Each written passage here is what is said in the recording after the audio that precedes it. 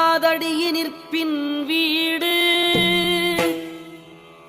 64 யோகம் அவ்வளவும் தள்ளி ஒரு பொழுதும் உண்டு நிலையோ உலகமே மாயமென உன் மனதிற்கண்டு நலமாக நாதனடி நம்பு சித்தர் 18 செய்கையில் தோன்றாத அத்தன் அருளும் புசுண்டன் யான் சொன்னேன் அறிந்து சுகமாய் உலகோருக்கு எந்நாளும் வாழ்கவென்றேயான் கண்ணுள் மணியாகிக் காரணமாய் நின்றான் மண்ணும் உயிர் பதியுமாறு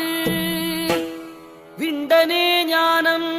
வெளியாக 32 அறிவீர் நலம்